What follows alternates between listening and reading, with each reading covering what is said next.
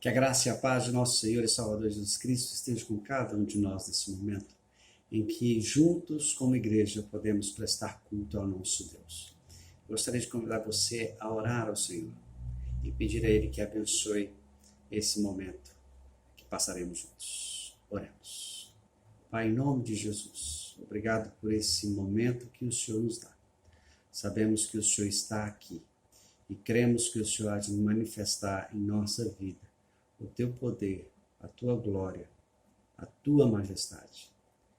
Pedimos a ti, ó Deus, que em nome de Jesus console o nosso coração, fortaleça a nossa fé, que o Senhor possa nos admoestar e nos exortar a uma vida segundo os teus princípios e os teus padrões, e que em todas as coisas, ó Deus, possamos buscar a tua glória, a edificação da tua igreja e a salvação do perdido.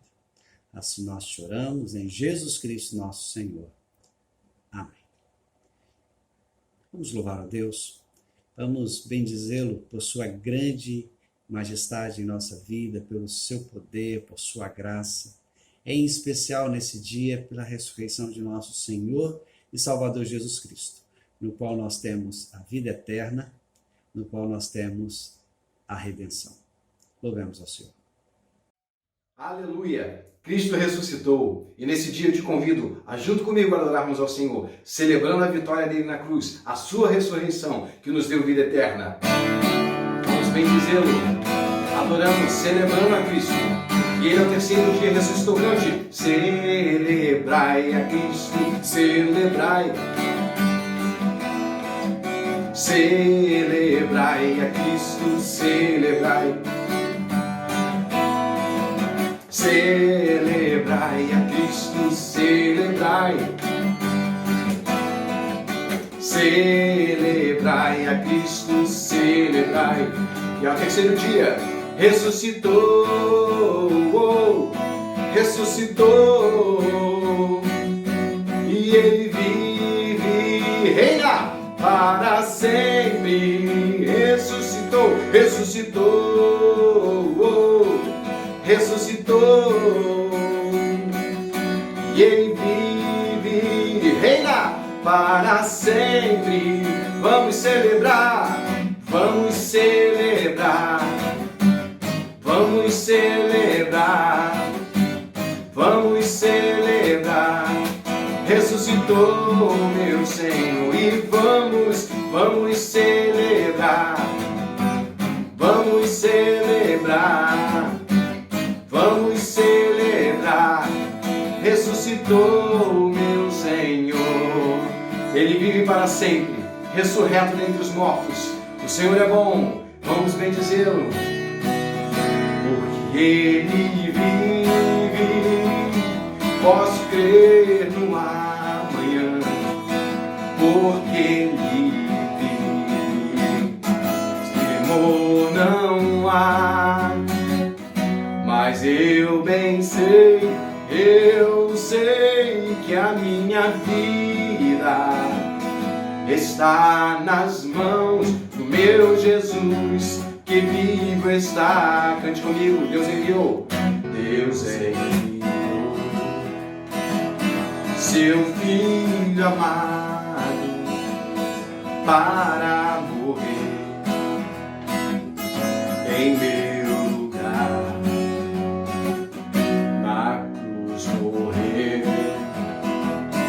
por meus pecados, mas o sepulcro vazio está, porque Ele vive, porque Ele vive, porque Ele vive, posso crer no amanhã, porque Ele vive, temor não há.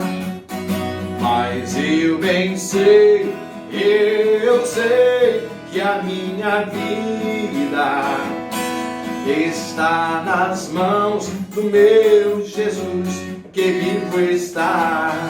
Quando enfim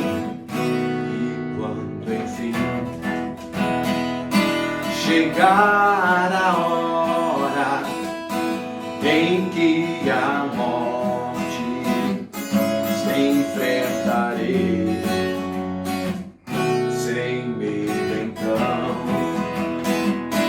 terei vitória, verei na glória o meu Jesus que vivo está. Cante bem forte junto comigo. Porque Ele vive,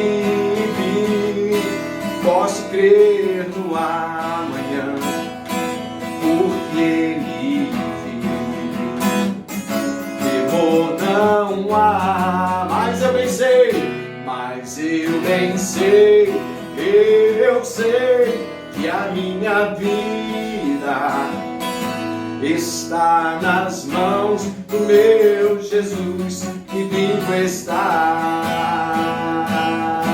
Ele está vivo para sempre. Nós celebramos e adoramos aquele que vive. Deus abençoe. Aleluia. Eu gostaria de convidar você a abrir a sua Bíblia na primeira carta do apóstolo Paulo, capítulo 15. Eu gostaria de ler com você do verso 12 ao verso 28. 1 Coríntios, capítulo 15, versos 12 a 28. Diz assim a palavra de Deus. Ora, se é corrente pregar-se que Cristo ressuscitou dentre os mortos, como, pois, afirmam alguns dentre vós que não há ressurreição dos mortos? E se não há ressurreição dos mortos, então Cristo não ressuscitou. E se Cristo não ressuscitou, é vã a vossa fé e vã a vossa pregação. E somos tidos por falsas testemunhas de Deus, porque temos asseverado contra Deus que ele ressuscitou a Cristo, ao qual ele não ressuscitou, se é certo que os mortos não ressuscitam. Porque se os mortos não ressuscitam, também Cristo não ressuscitou. E se Cristo não ressuscitou, é vã a vossa fé, e ainda permaneceis nos vossos pecados, e ainda mais, os que dormiram em Cristo pereceram. Se a nossa esperança em Cristo se limita apenas a esta vida, somos os mais infelizes de todos os homens. Mas, de fato, Cristo ressuscitou dentre os mortos, sendo ele as primícias dos que dormem. Visto que a morte veio por um homem, também por um homem veio a ressurreição dos mortos. Porque assim como em Adão todos morrem, assim também todos serão vivificados em Cristo, cada um, porém, a sua própria ordem. Cristo, as primícias, depois os que são de Cristo na sua vinda. E então virá o fim, quando ele entregar o reino ao Deus e Pai, quando houver destruído todo o principado, bem como toda a potestade e poder. Porque convém que ele reine até que haja posto todos os inimigos debaixo dos pés. O último inimigo a ser destruído é a morte. Porque todas as coisas sujeitou debaixo dos pés. E quando diz que todas as coisas lhe estão sujeitas, certamente exclui aquele que a tudo lhe subordinou. Quando, porém, todas as coisas lhe estiverem sujeitas, então o próprio Filho também se sujeitará àquele que todas as coisas lhe sujeitou, para que Deus seja tudo em todos. Vamos orar? Pai, ilumine a nossa mente e o nosso coração, e dá-nos a graça não só de compreender a Tua palavra, mas também de aplicá-la ao nosso viver. Nós te oramos assim, em nome de Jesus. Amém.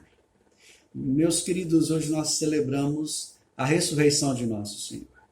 A Páscoa cristã é a Páscoa que fala da ressurreição, da nova vida, da vida que sai do túmulo, da vida que vence a morte. Nós celebramos a Cristo e este vivo e ressurreto para todo sempre.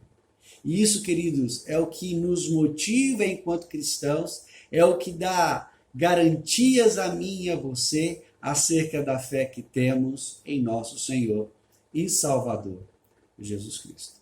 Porém, assim como nos nossos dias, nos dias do apóstolo Paulo, havia quem negasse esse fato. Nos dias de Paulo, além dos filósofos gregos que negavam qualquer esperança depois da morte, que negavam qualquer possibilidade de uma ressurreição dos mortos, Lembre-se que também havia entre os judeus uma crença, a crença dos saduceus, que igualmente negava tal fato, tal acontecimento. Lembre-se que, por vezes, os saduceus questionaram Jesus sobre a ressurreição e como ela aconteceria. Mas, quando lemos o texto, percebemos que Paulo está se direcionando à igreja dos coríntios e está a dizer que alguns dentre eles não criam mais na ressurreição de Cristo. Talvez movidos pelas filosofias e pelas teologias equivocadas, mas de alguma forma eles não criam mais na possibilidade, na realidade da ressurreição de Cristo e da ressurreição futura daqueles que partiram em Cristo. Quando nós olhamos para os nossos dias, algumas questões aqui nos fazem pensar. Será que realmente cremos na ressurreição? Será que a ressurreição é uma verdade que nos faz o coração palpitar de alegria e de esperança? Algumas pesquisas têm mostrado que não é bem assim. Segundo uma pesquisa recente, cerca de 49% dos cristãos nos Estados Unidos da América não acreditam na ressurreição dos mortos.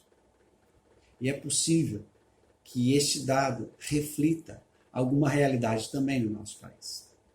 Afinal de contas, não é incomum conversarmos com pessoas que se dizem cristãs e elas, principalmente diante da realidade da morte, mostram uma fé tênue, mostram uma confiança muito espúria nas verdades da palavra de Deus. Tratam a morte como um fim, tratam a morte como um ponto final, tratam a morte como um eterno adeus e um profundo desencontro que se seguirá por toda a eternidade.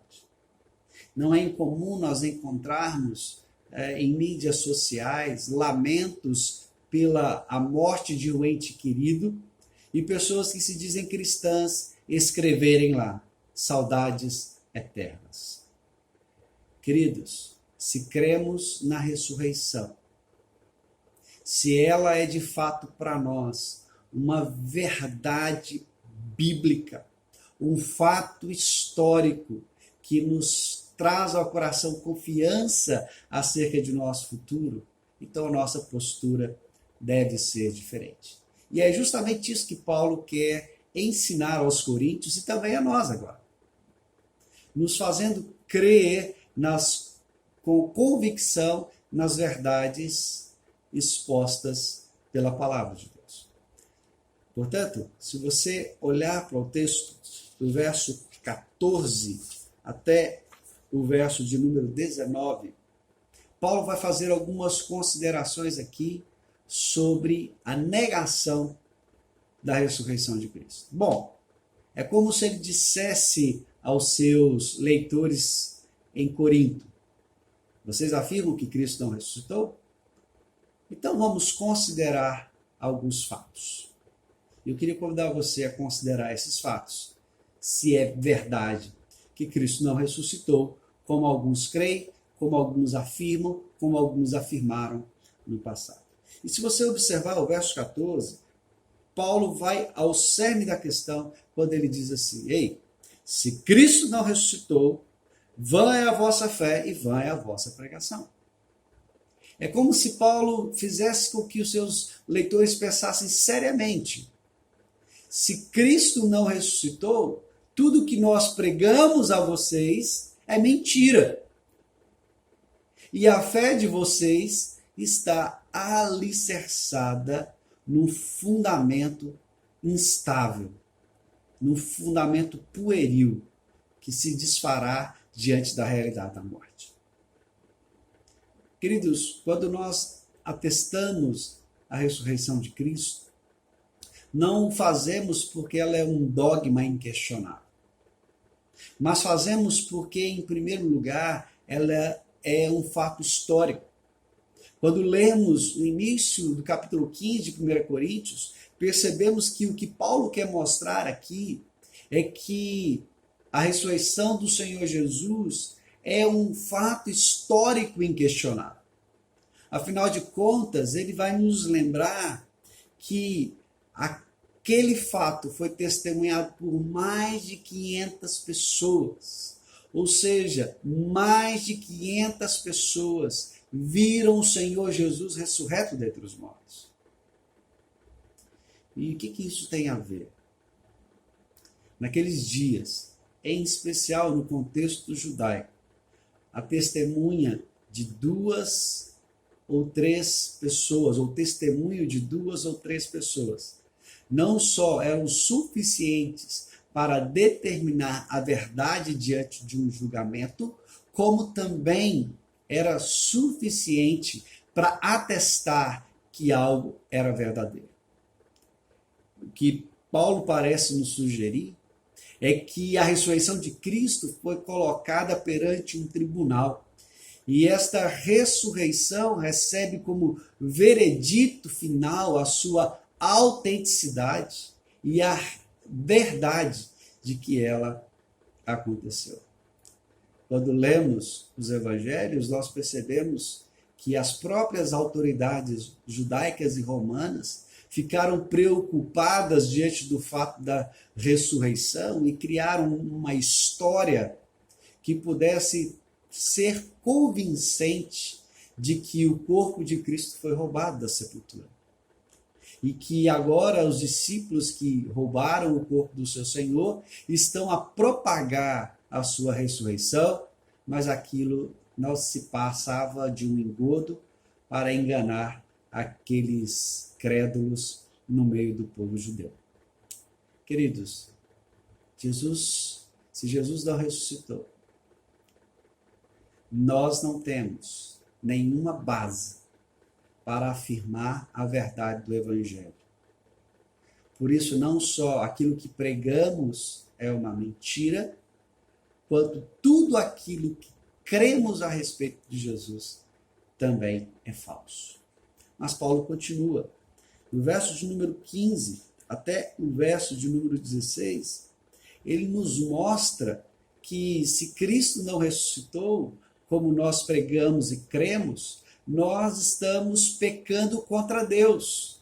Nós nos tornamos como que blasfemadores. Nós cometemos sacrilégio, por uma razão simples. Nós estamos dizendo acerca de Deus aquilo que Deus não fez. E aqui está uma grande questão que precisamos considerar.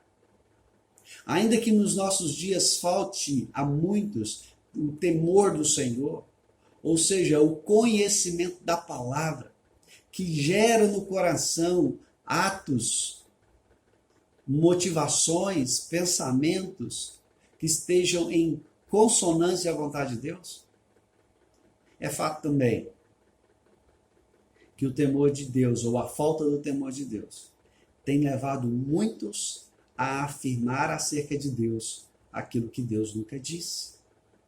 E Paulo está a dizer para mim e para você que nós nos tornamos falsas testemunhas de Deus.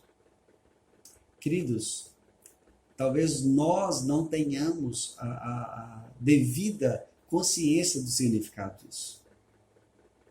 Nos dias de Paulo e nos dias antigos, a heresia, a blasfêmia contra Deus era punido com a morte.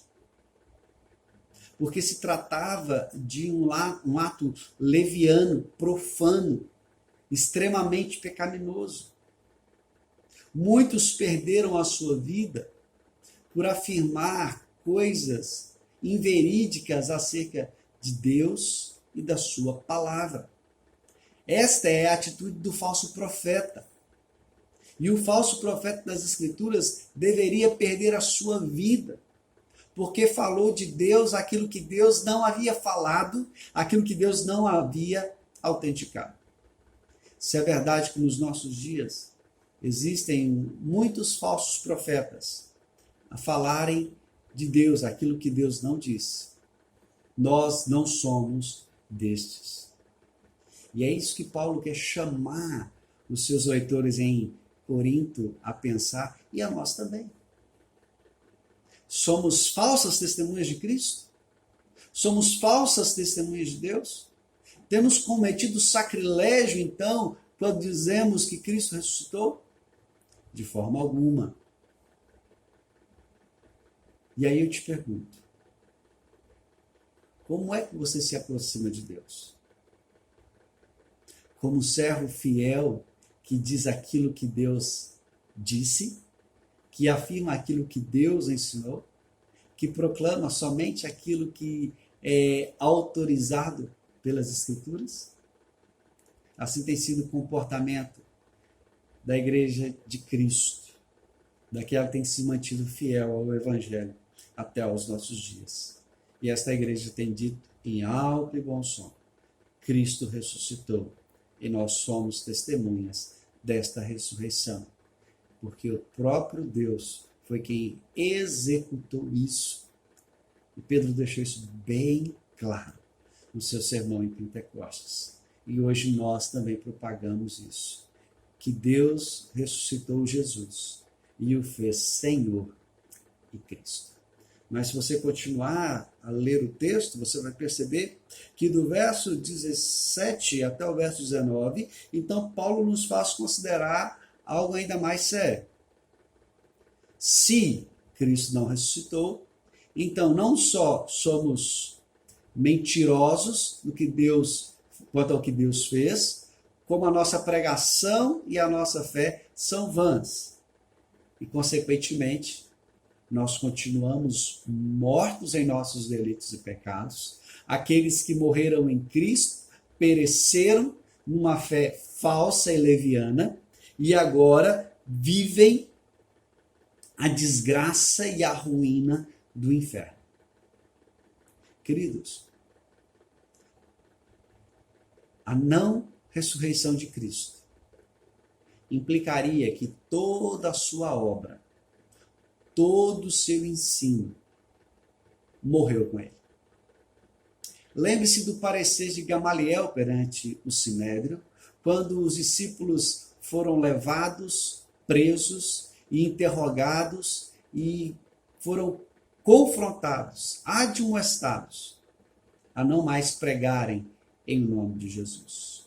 Então Gamaliel se levanta e faz um lembrete aos seus companheiros de Sinédrio, que antes de Jesus outros se levantaram dizendo ser o Cristo.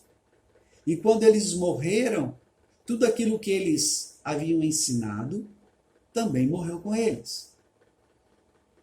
E aqueles grupos que se formaram ao seu redor se dispersaram. Queridos, se Cristo não ressuscitou, se ele morreu e permaneceu na sepultura, como todos aqueles que vieram antes dele afirmando ser o Messias, então tudo que ele ensinou era uma grande mentira, era um grande engodo, só para enganar, só para iludir aqueles crédulos sem esperança que havia no seu tempo. E agora, o que nós temos é a seguinte realidade: somos os mais infelizes de todos os homens, porque a nossa esperança não se estende além dessa vida. A nossa esperança morre conosco nesta terra e se limita apenas a esta existência. Eu queria que você olhasse então para esses versos e percebesse aqui como Paulo nos mostra a triste realidade de um Cristo morto. Não temos uma fé que nos possa sustentar nos dias maus, nem nos alegrar nos dias bons. Não temos uma fé que possa nortear o nosso viver, nem estabelecer para nós um princípio de confiança sobre o qual nós podemos agir. Somos miseráveis, desgraçados. Estamos mortos dos nossos delitos e pecados, sem amparo algum de Deus. Pelo contrário, trazemos sobre nós a ira dele.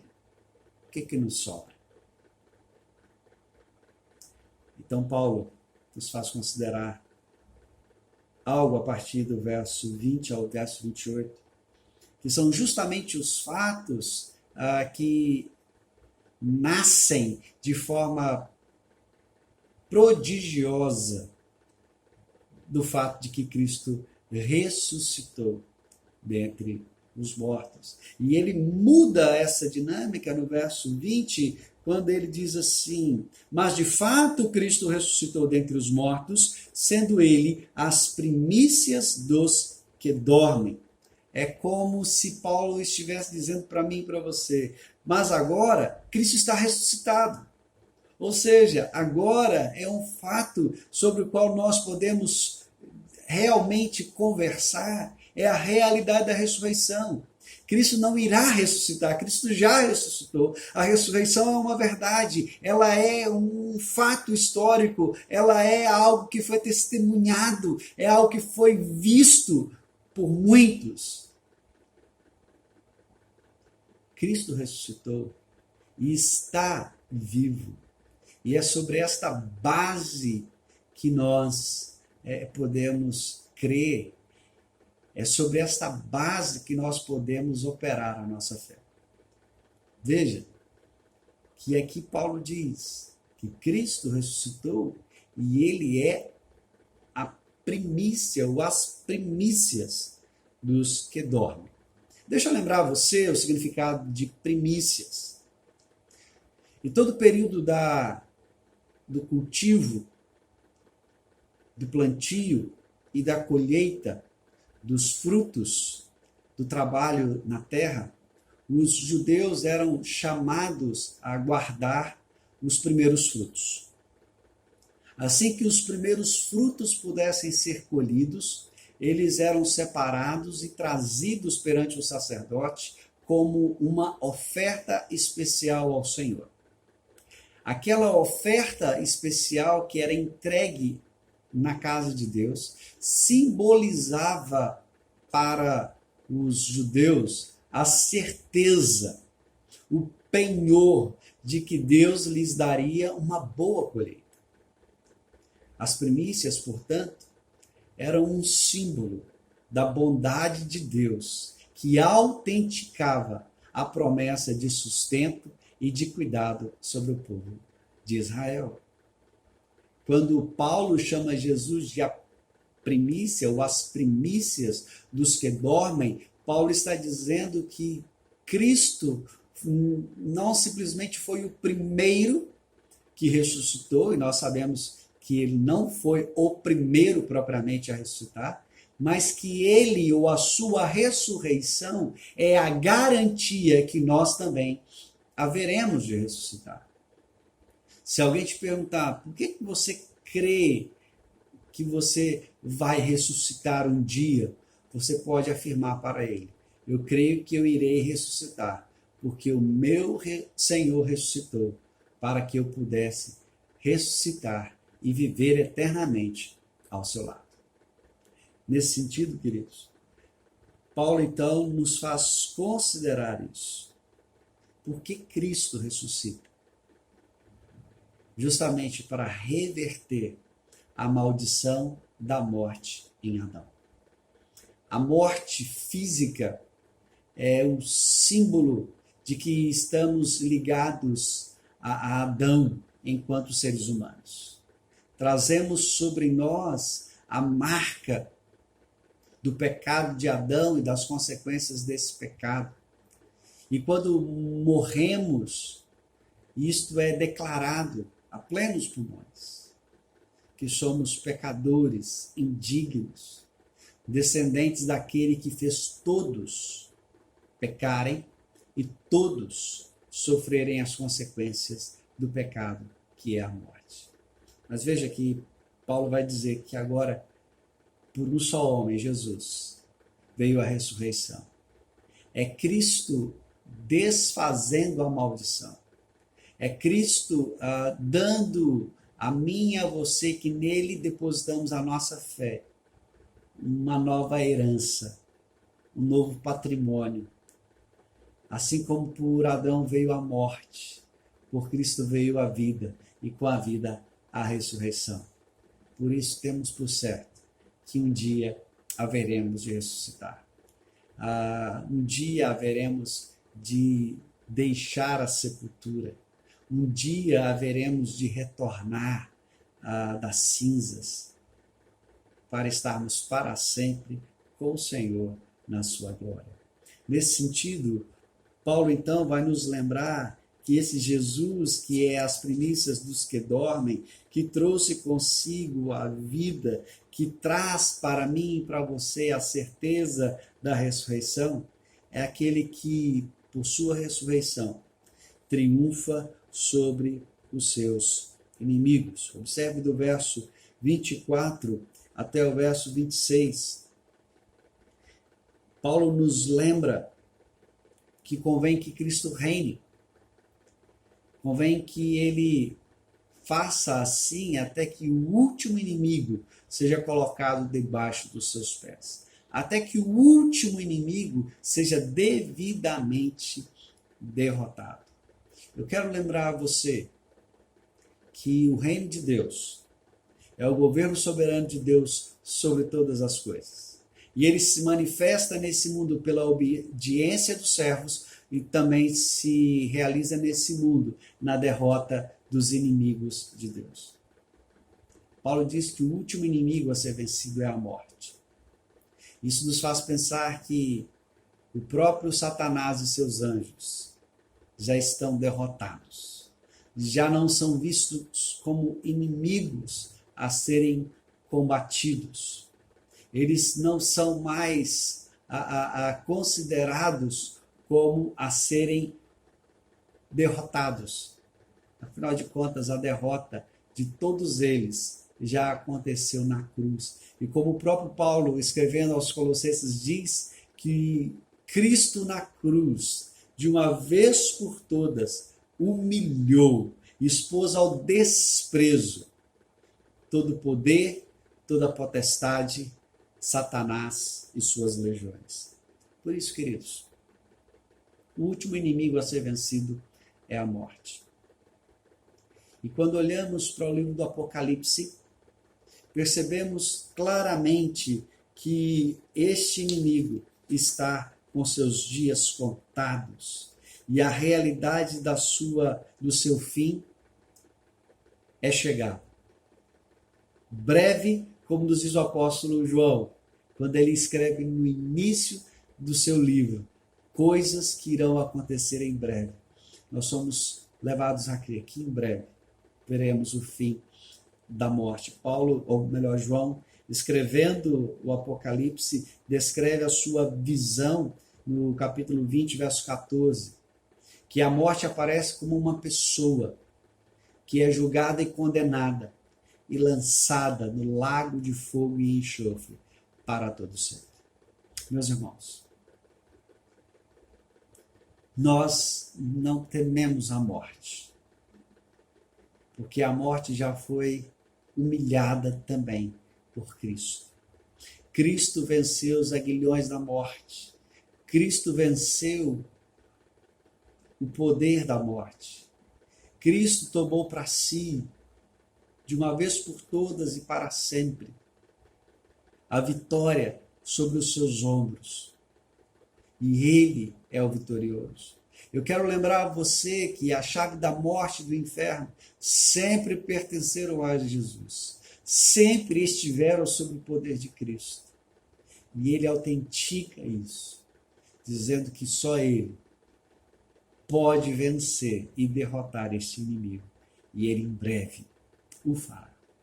Nesse sentido, queridos, vemos Cristo então cumprindo todo o propósito de Deus. Se é fato que Ele ressuscitou, e assim nós cremos, quando a morte foi enfim derrotada, então Ele, o Filho, dará ao Pai toda a honra, toda a glória, todo o louvor, todo o tributo, devolvendo o reino a quem lhe pertence por direito desde os séculos dos séculos, a fim de que Deus seja tudo em todos.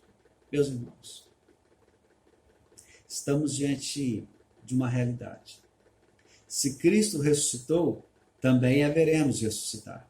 Se Cristo ressuscitou, é sinal que seus inimigos estão derrotados. Se Cristo ressuscitou, o reino está sendo estabelecido e em breve será consumado e toda a glória será dada a Deus.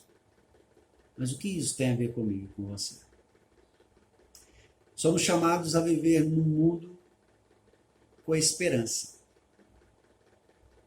A esperança do crente não é a expectativa de que as coisas vão melhorar, de que projetos vão dar certo. A esperança do crente é que Cristo em breve virá para consumar a história. E quando ele vier e a última trombeta tocar, aqueles que morreram em Cristo ressuscitarão.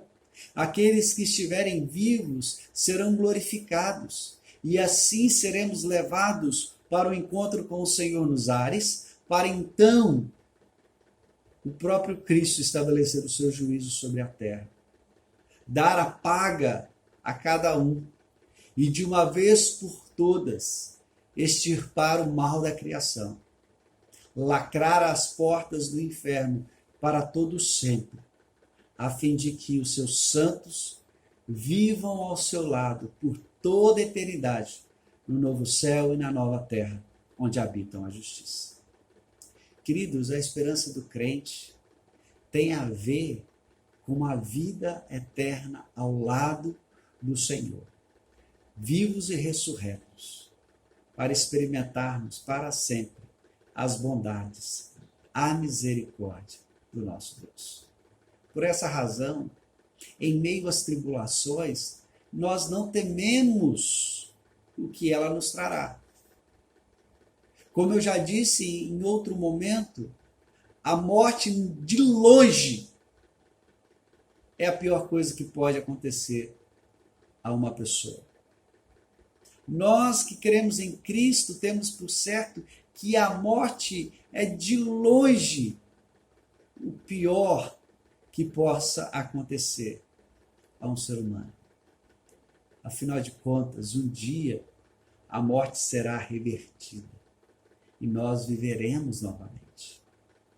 E quando fechamos os nossos olhos nessa terra, nós abrimos na presença de Deus, onde aguardaremos aquele dia em que Ele dará ordem ao arcanjo para que toque a trombeta final.